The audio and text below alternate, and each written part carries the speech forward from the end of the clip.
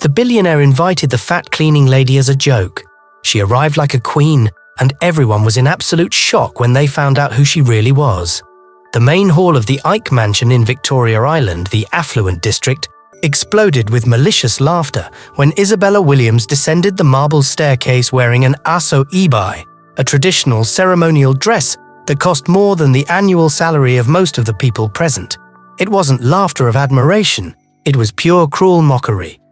"Look who decided to show up," Michael Williams whispered to his guests, raising his glass of champagne. "Our dear cleaning lady." Isabella was 30 years old and never imagined she would one day step foot in that ballroom as a guest, even if it was a joke. For 2 years, she had cleaned every inch of that mansion, always invisible, always silent, watching those rich people treat each other with fake smiles while treating her like furniture. The invitation had arrived 3 days earlier, delivered with a cruel smile she knew all too well. "Company anniversary party on Saturday," Michael said, handing her the gold envelope. "Dress code, traditional elegance. You surely have something suitable in your wardrobe, don't you?" The laughter of his friends echoed through the hallway. It was an obvious trap, an attempt to humiliate her publicly, to put her in her place in front of Lagos high society. Michael had even invited social reporters to document what he called an educational moment. But Michael Williams didn't know two fundamental things about Isabella Williams. First, she had grown up in halls like this long before she had to clean them to survive. Second, some storms don't destroy, they just teach you how to dance in the rain. As she walked through the hall under the mocking glances, Isabella kept her posture straight and her gaze serene, like someone carrying secrets that could turn this world upside down. "Let's make a bet," Michael had said to his wife Sarah Williams the day before. 1 million naira she doesn't have the nerve to show up. And if she does, she'll be the entertainment for the evening. Sarah Williams laughed maliciously. "You're terrible, Michael. The poor thing will probably show up in something borrowed from Balogan Market, the local market, and feel so out of place that she'll leave within 15 minutes. "That's the point," Michael replied. "Sometimes these people need to be reminded of their station in life. It's a public service, really." "What about the children? Won't they find it cruel? The children are in London for school. They don't need to see how we maintain social order here. Besides, I've invited local TV stations and lifestyle magazines. This will make excellent content for their society pages." Sarah Williams adjusted her diamond necklace. "Sometimes I forget how ruthless you can be." "It's not ruthlessness, my dear. It's reality. The help needs to know their place. This Isabella girl has been getting too comfortable. I caught her humming in the hallway yesterday. Humming! As if she owns the place." Now, watching Isabella descend those stairs, something felt different. The woman who usually shuffled through their halls in faded clothes and old slippers moved with unexpected grace. Her steps were measured, calculated, as if each movement were part of a long-rehearsed dance. "My God, she really came," whispered Patricia Brown, wife of a senator, to her friend. "And look at that aso ibai, traditional ceremonial dress. Where did she get that? She probably rented it." "Or stole it," replied Helen Thompson, daughter of a bank CEO, trying to disguise her own insecurity with cruelty. "Look at how it fits her. All that weight, how pathetic. The fabric alone must cost 500,000 naira," another woman murmured. "That's not rental quality, that's custom made." What none of those people knew was that Isabella hadn't bought, borrowed or rented that aso ibi, a traditional ceremonial dress. She had simply gone back into her own past to retrieve it, a past that Michael would have done anything to erase if he'd known it existed.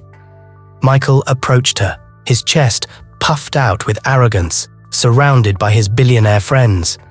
His confidence was sky high. After all, he had orchestrated this as a public display of power and social control. "Isabella, what a pleasant surprise. I never doubted you'd come.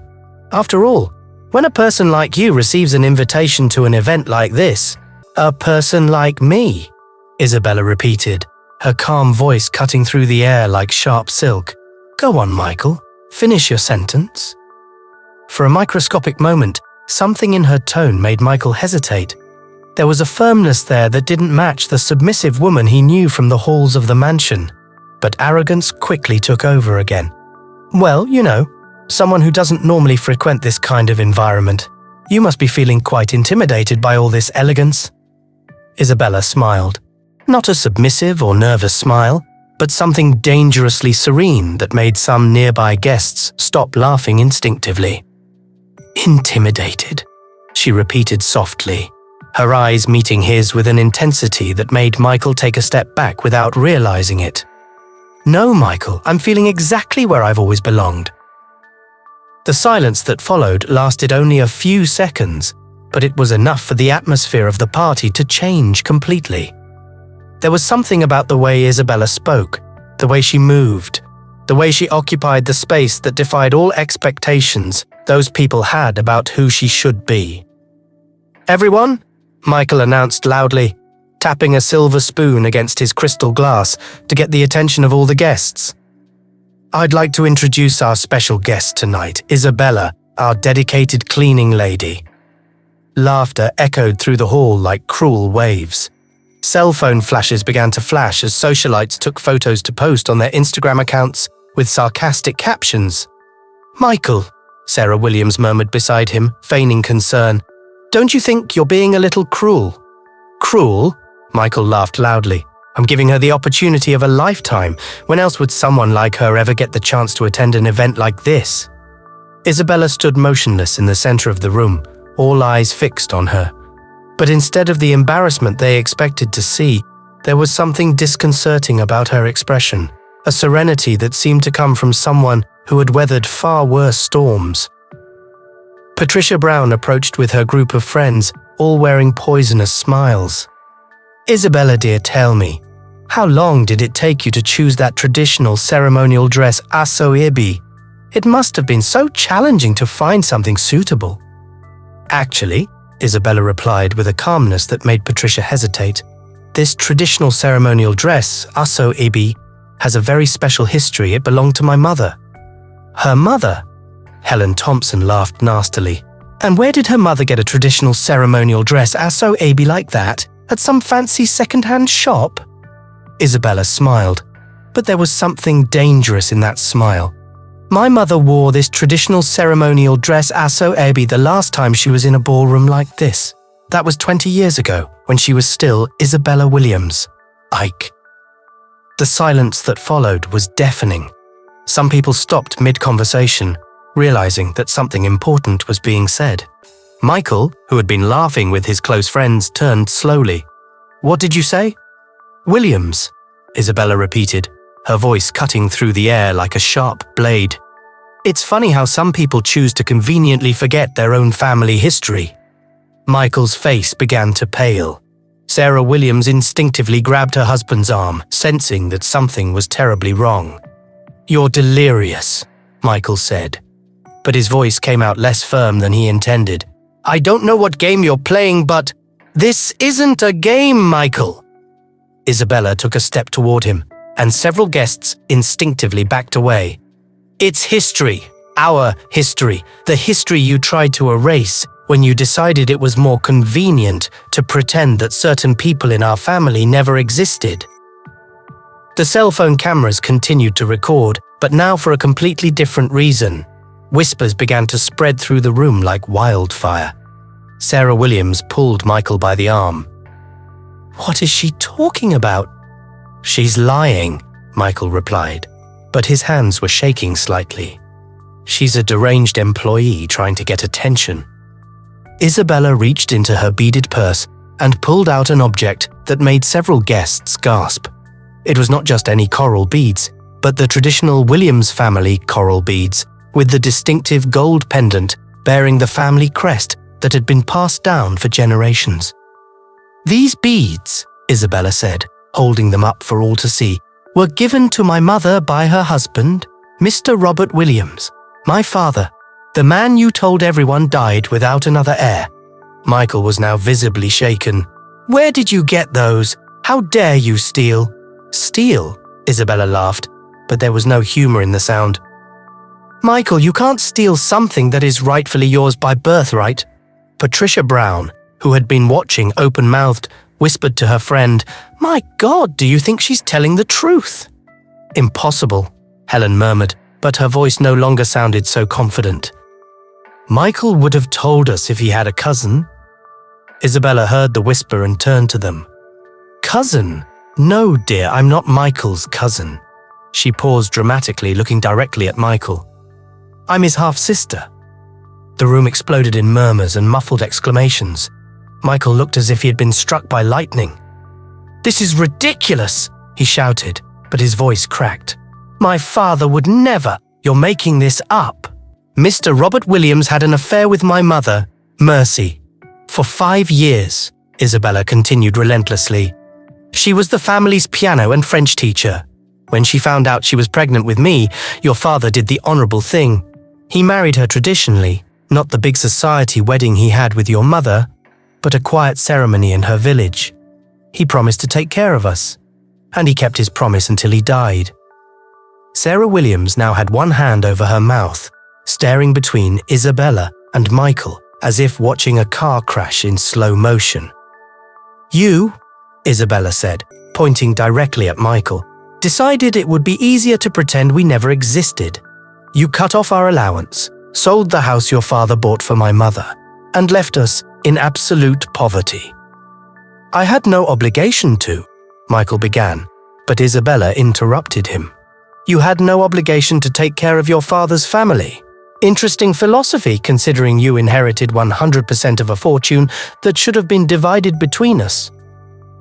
The weight of Isabella's words was slowly sinking into the minds of the guests. Several began to move away from Michael as if physical proximity could contaminate them with scandal. "Prove it," Michael said desperately. "Anyone can make up a story and come up with coral beads." Isabella smiled again, and this time there was something predatory in her expression. "Oh, Michael, do you really think I came here without proof?" She took out her phone and made a gesture to someone near the entrance. "They can come in now." 3 people entered the hall at that moment. The first was Joy Roberts, Lagos's most respected investigative journalist. The second was Victor Collins, a barrister specializing in inheritance law. The third made Michael stagger, as if he had been punched in the stomach. "Dr. Peter," Sarah Williams murmured, recognizing the family's private physician. "What are you doing here?" Dr. Peter Adams, who had treated Mr. Robert Williams during the last years of his life, walked to the center of the room. His hands were shaking, but his voice was steady. 20 years ago, I was forced to sign a falsified death certificate. Mr. Robert Williams did not die of natural causes. He was slowly poisoned with arsenic over a period of months." The hall erupted in muffled cries. Joy Roberts raised her hand. "Please keep recording. This is an official confession being documented for legal purposes." Michael was visibly desperate, sweating. "You're crazy, Peter. My father died of heart problems. Your father found out about the money you'd been embezzling from the company for years," Dr. Peter continued relentlessly. "He discovered you'd been selling oil blocks illegally and skimming from government contracts.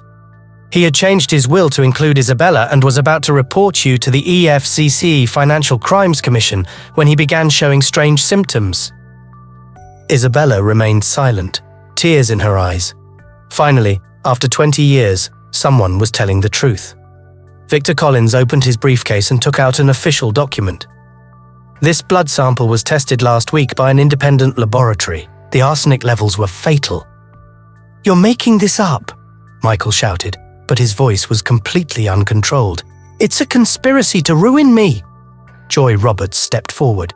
"Mr. Williams, I have transcripts of 5 conversations you had with Dr. Peter between 2003 and 2004, where you threatened to ruin him professionally if he didn't cooperate." Isabella finally spoke, her voice cutting through the chaos like a knife. "Michael, you didn't just kill our father, you stole 20 years of my life." "I didn't kill anyone." Michael pointed his finger in all directions. "You're all lying."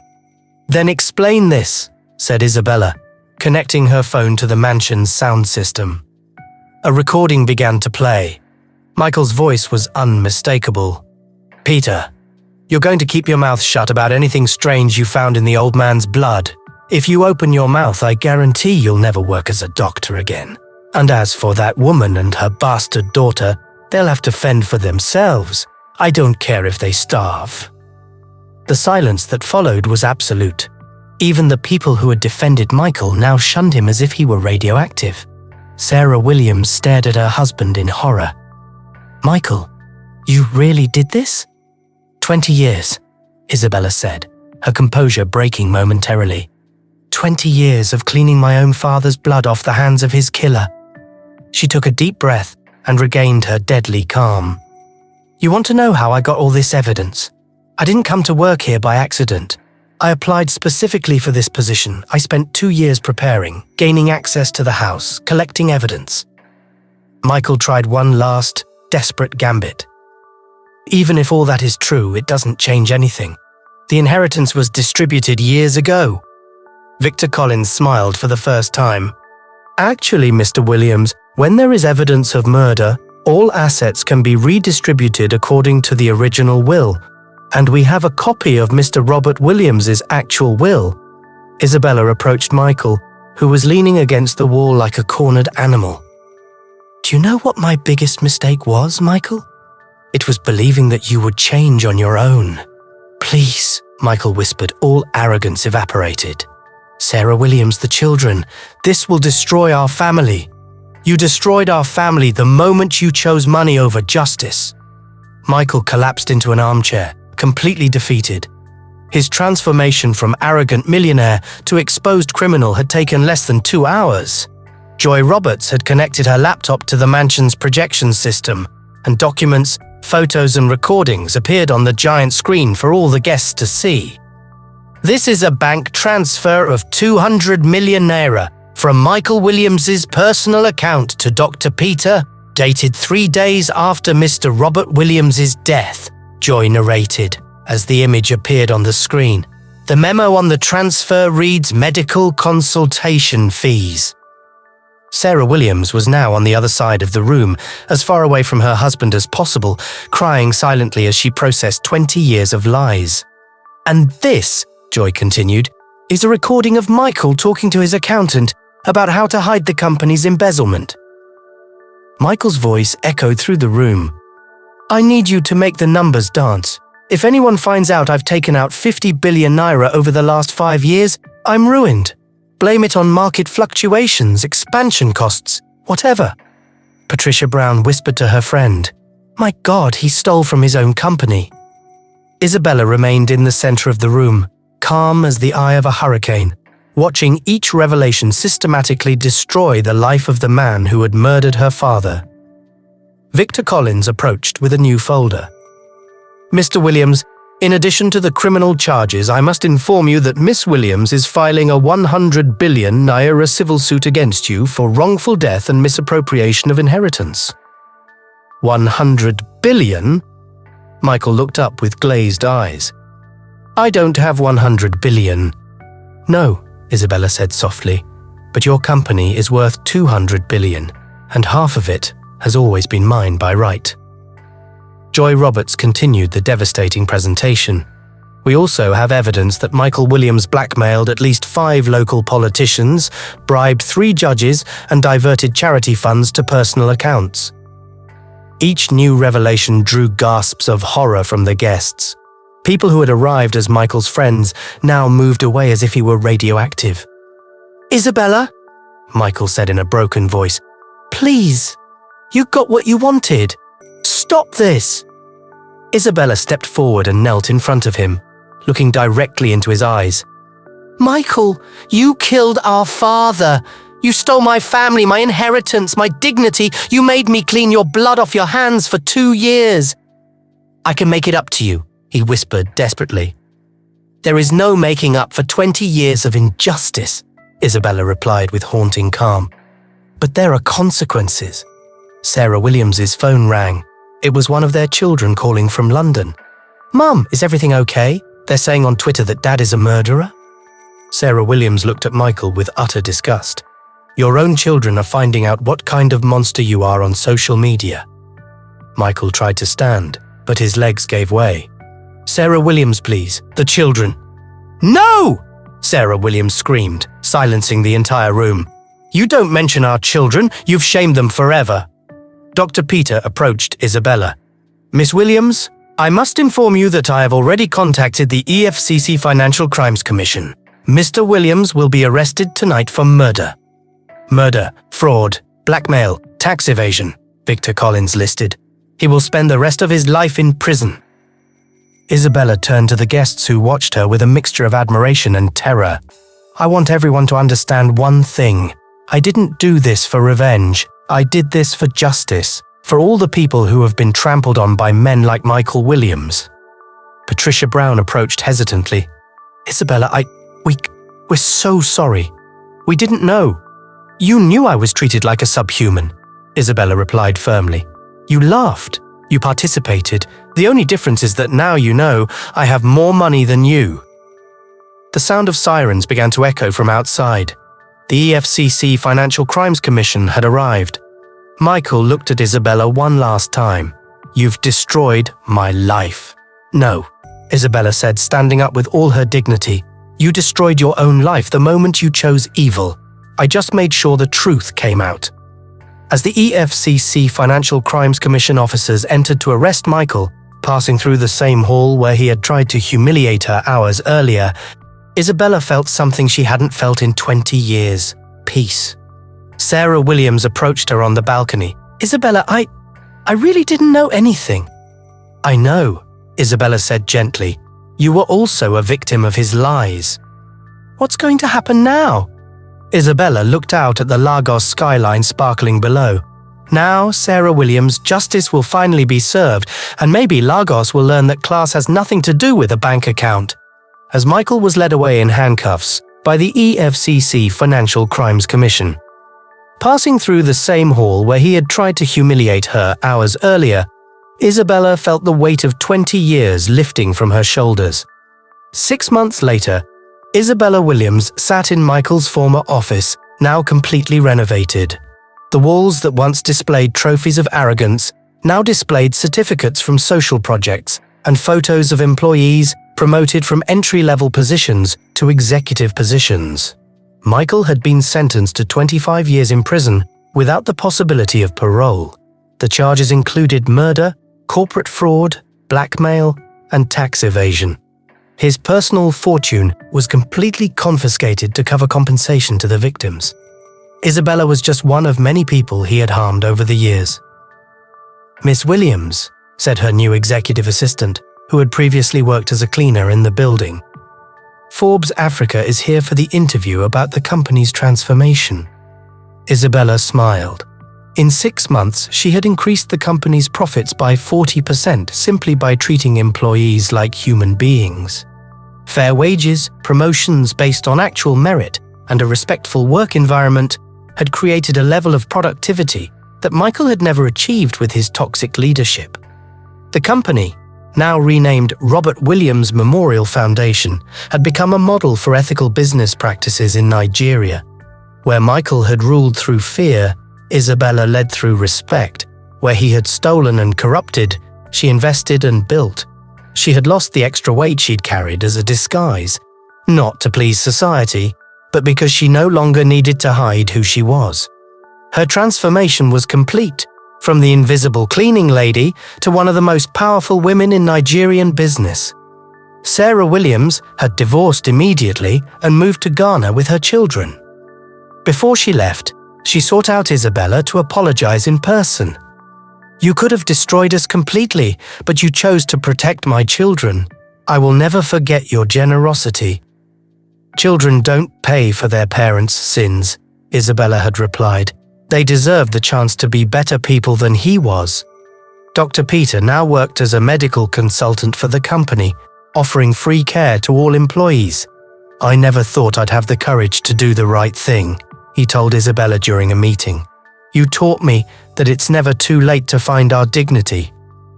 Patricia Brown and Helen Thompson had tried to reach out to Isabella in the weeks following the scandal, but she kept them at a polite distance. "You laughed at me when you saw me as inferior. Now you want my friendship because you found out about my bank account."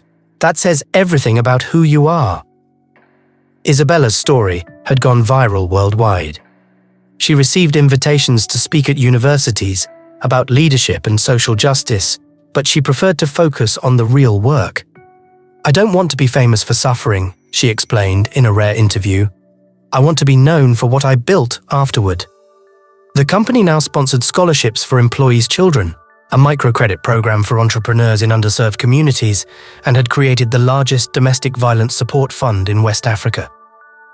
On a quiet afternoon, Isabella received a letter from prison. It was from Michael. "Isabella, I know I don't deserve forgiveness, but I need you to know you taught me that the person I became was a monster. I spend every day trying to understand how I turned into someone capable of killing his own father for money. My children asked about you on their last visit. They want to meet the aunt who protected the family when their father failed." Isabella kept the letter without replying. Forgiveness was a personal journey, but justice had already been served. During the interview with Forbes Africa, the journalist asked, "Some people say your revenge was too cruel. What do you say to that?" "Revenge would have been to do to him what he did to me," Isabella replied calmly. "Justice is ensuring that he pays for the crimes he committed and that other people don't suffer what I suffered. There's a fundamental difference between the two. And what advice would you give to people facing similar injustices?" Isabella looked out the window, watching employees having lunch in the company garden that now offered them respect and dignity. "The best revenge is not to destroy those who have hurt you. It is to build something so great that the injustice you suffered becomes only the first chapter in a story of triumph." That night, Isabella returned home, no longer to the small apartment where she had nurtured her dreams of justice, but to a comfortable house where she had adopted 3 orphan children who, like her, needed a second chance at life. As she helped the children with their homework, she thought of the father she had never really known, but whose blood ran through her veins. Mr. Robert Williams would be proud to see that his daughter not only recovered what was stolen from her, but turned a company built on exploitation into a symbol of opportunity and dignity. Isabella's real victory wasn't dethroning Michael. It was proving that when you build power based on justice rather than fear, that power multiplies and benefits everyone around you. Michael tried to humiliate a cleaning lady and ended up discovering that he had underestimated an heiress. More importantly, he discovered that dignity cannot be bought, inherited, or stolen. It is earned through the choices we make when no one is looking. Sometimes, the most dangerous person in the room is the one everyone has chosen to ignore. And sometimes, justice comes dressed in the uniform of those society has deemed invisible. In the city, they still tell the story of the fat cleaning lady who brought down a billionaire. But those who truly understand know it's not a story about revenge. It's a story about patience, planning, and the unstoppable power of truth. The Robert Williams Memorial Foundation continues to grow, a living testament that good can triumph over evil when armed with strategy, evidence, and unwavering determination. And Isabella Williams, once invisible, now stands as proof that no amount of money can protect those who build their empires on the blood of innocence. Justice, like water, always finds its way. Sometimes it just takes 20 years and a very patient cleaning lady to show it the path. Thank you for watching. If you enjoyed this story and its message, please don't forget to subscribe and turn on the notification bell. That way, you'll never miss out on more great stories like this one.